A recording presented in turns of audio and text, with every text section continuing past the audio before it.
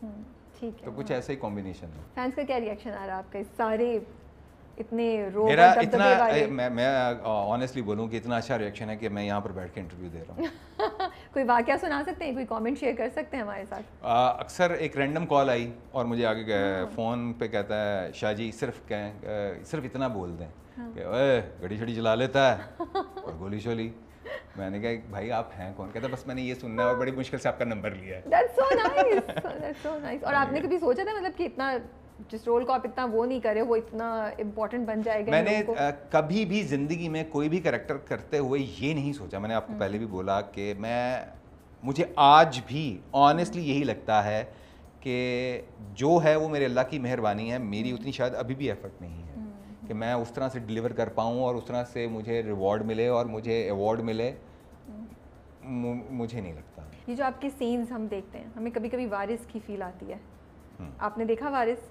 सोचा था उससे कुछ करने की कोशिश की? नहीं, उससे कोई बहुत बचपन में देखा था। मुझे आज भी वारिस प्ले का एक शॉट मेरी मेमोरी में ऐसे स्टक है कि वो डॉग्स भागते हुए जा रहे हैं, वो शॉट आज भी मेरे जो है ना वो कहीं स्टक है।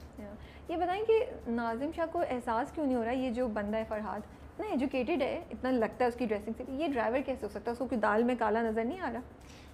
देखें, जब आप खुद कहीं गुलाम हो स्क्रिप्ट के और डायरेक्टर के और प्रोडक्शंस के, तो आपको कुछ नजर नहीं आ रहा होता। अच्छा, आपको सिर्फ वो बोलना होता है जो आपको कहा गया है। फिलोसॉफिकल बात करने वाले किस चीज़ का गुलाम है नाज़िम शाह? मैं तो ये मैंने कही कोई फिलोसफी आने वाली है पीछे।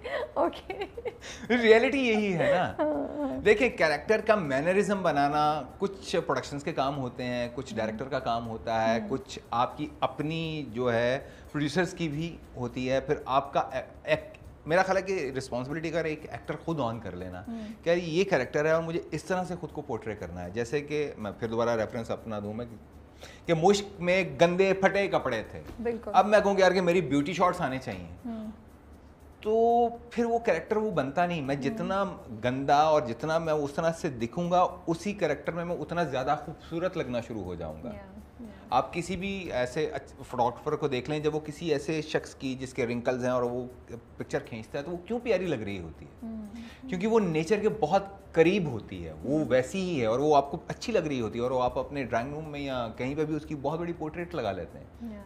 तो वैसे देखने में वो भद्दी है बिल्कुल, लेकिन वो जब पोर्ट्रेट में आती है तो वो क्योंकि पीस ऑफ आर्ट बनता है और वो रियलिटी के बहुत करीब होती है वो चीज़। ये बताएं, जो वाइफ है उनकी, वो जितने रॉ और जितने वो जंगजू नज़र आते हैं, वाइफ बिल्कुल उनकी धीमी सी, बड़ी रिफाइंड और बड़ी वो काम दिखाई है। ये कॉन्ट्रास्ट आपने सोचा था, बात हुई कि यार ये इतना कॉन्ट्रास्ट क्यों है? ऐसी औरत को इस तरह के मर्द के साथ करने में एडजस्टमेंट नहीं में मसला नहीं होगा? Shouldn't her wife also, his wife should also? मेरा ख्याल है कि वजाहत ने इसके ऊपर काफ़ी वर्किंग की हुई थी कि अगर इस तरह की फैमिलीज़ में आप जाएं तो बहुत पढ़ी लिखी ख़वातीन हैं जो कि इस तरह के फ्यूडल जितने भी हैं उनके साथ वो ब्याही होती हैं। हमारी अपने यहाँ पर बहुत सारे ऐसे लोग हैं जो एचएसओनियन हैं, पढ़े लिखे हैं, सिर्फ एचएसओनियन हैं, आगे उन्होंने कोई डिग्रीज विग्रीज नहीं ली हुई हैं और उनकी जो वाइफ्स हैं वो बहुत पढ़ी लिखी हैं, लेकिन वो उसी तरह से जो है, मेरा ख्याल है कि ये वजाहत की अपनी काफ़ी वर्किंग है। और फिर जो हमारे राइटर हैं उनकी एक हाशिम साहब, उनकी एक अपनी वर्किंग है कि इस तरह की फैमिलीज़ और इस तरह के लोग जो हैं उनका बिहेवियर क्या होता है और वो उनके किस तरह से। तो बेटी को तो तब पढ़ा रहे हैं, आप पे क्यों नहीं टाइम स्पेंड किया पढ़ाई में? मेरा ख्याल है कि खुद नहीं पढ़ना चाहता था इस वजह से तो उसको शौक था कि जी कि मैंने जो है ना वो पॉलिटिक्स में जाना है। तो इससे ये भी एक बात साबित हुई कि पॉलिटिशियन बनने के लिए आपको पढ़ा लिखा ज़रूरी नहीं है। सैडली भावलपुर में शूट करना मुश्किल था? नहीं, बहुत इंजॉय किया हमने, बहुत इंजॉय किया हमने। इंटायर कास्ट जो है, क्या है हमें थोड़ी उसके बारे में भी आइडिया दीजिएगा। अच्छा, इंटायर कास्ट जो है वो एक ही जगह पर ठहरे हुए थे, हम सब कॉन्डोज थे वहाँ पे। हम सब ठहरे होते थे सुबह 8:30-9 बजे। मैं और उस्मान अंकल की बड़ी कंपनी थी, बहुत गैदरिंग थी। मलिक रज़ा भाई और साकिब, यार thank you so much Saqib Sameer. मैं आज जो है ना वो यहाँ इंटरव्यू में बैठकर आपका दोबारा से थैंक यू बोलूँगा, जिस हॉस्पिटैलिटी के साथ और जिस प्यार के साथ आपने वहाँ पे हमें केटर किया। एक्चुअली साकिब समीर का वो एरिया है भावलपुर, और हमें क्या खाने खिला छोड़े, क्या हमें हलवे खिला छोड़े, हर रोज़ कुछ ना कुछ नया होता था। ये तो thank you so much Saqib.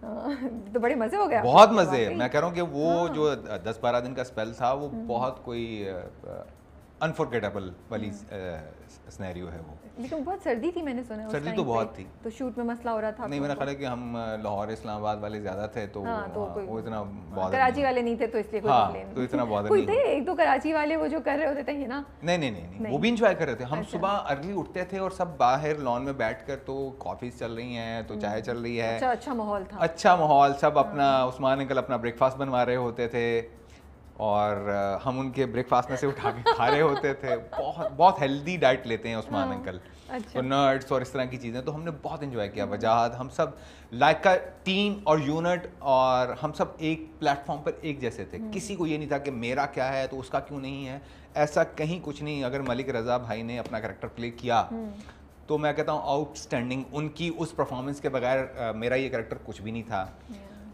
Saqib भाई ने जो परफॉर्म किया, उनकी उस एफर्ट और परफॉर्मेंस के बगैर फरहाद का बिल्कुल फिरोज़ का वो कैरेक्टर कुछ भी नहीं था। तो हम सब दोनों सब कैरेक्टर्स एक दूसरे के साथ यूँ हैं। सुनीता हो, खैर मैं पर्सनली ख़ुद जो है वो इकरा का फ़ैन हूँ। मैंने जब फर्स्ट टाइम भी इकरा को स्क्रीन पर देखा तो मैंने कहा यार ये कौन बंदी है। माशाल्लाह माशाल्लाह, अल्लाह उसको बहुत इज़्ज़त दे और देगा इंशाल्लाह, क्योंकि वो जितनी हम्बल है, जितनी डाउन टू अर्थ है, उतनी ही मेहनती भी है। और वो अपनी देखें, जो अपने हर चीज़ को ऑन करे ना, वो एक बहादुर इंसान होता है, और वो डरता नहीं है और वो लड़ पड़ता है।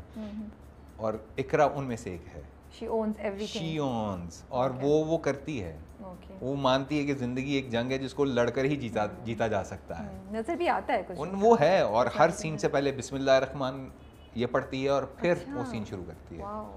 ये शूट कहाँ हुआ हुआ है? शूट ये मेरा ख्याल है मुझे गुलजार महल था, गुलजार महल था, आई थिंक सो, जहाँ तक अगर मैं गलत सारा पूरा अंदर जो सेट्स हैं और सब कुछ वो अलग नहीं, जो एक्सटीरियर था वो वहाँ का था, इंटीरियर जो था वो लाहौर और कराची का था। ओके, तो उसके सेट्स अलग से बने हुए थे, वो भी बड़े रॉयल। तो यहाँ कराची और लाहौर के फार्म हाउसेस थे, जो बाकी जो महल का जो सारा था वो सारा वहाँ पे हमने शूट किया। उसके बाद कुछ पोर्शन हमने मुल्तान में शूट किया, कुछ पोर्शन हमने कराची में शूट किया, कुछ पोर्शन पूरा एडवेंचर किया आप लोगों ने। तो मुझे लग रहा है एक ट्रिप पे, फन ट्रिप पे निकले हुए आप लोग सब साथ। लेकिन उसमें हमारे साथ बैड लक भी ये हुई कि इस पूरे सीरियल में ऑलमोस्ट कोई 7-8 माह का गैप भी आया कोविड की वजह से, तो शूट्स वगैरह सब रुक गई थी, तो ये डिले हो गया था, वरना ये अब पिछले साल आ चुका होता प्ले। तो वो मसला था जब दोबारा कंटिन्यू किया आप लोगों ने थोड़ा सा? एक्चुअली हम सब एक दूसरे से इतना घुल मिल गए हुए थे कि कैरेक्टर्स करने में कोई प्रॉब्लम नहीं हुआ उस तरह से कि उसको दोबारा से कैरी करें, क्योंकि देखें एक तिनके को खड़ा होने के लिए दूसरे तिनके की ज़रूरत है, तो वो ऐसे ही है कि सब कैरेक्टर्स में थे अपने।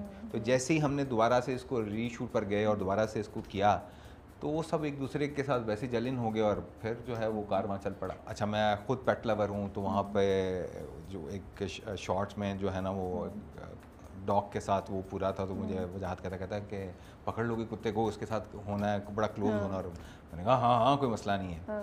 और खैर वो मैंने बाद में मैं उस क्या जो ऑनर था उसका, मैंने कहा भाई ये काटेगा तो नहीं।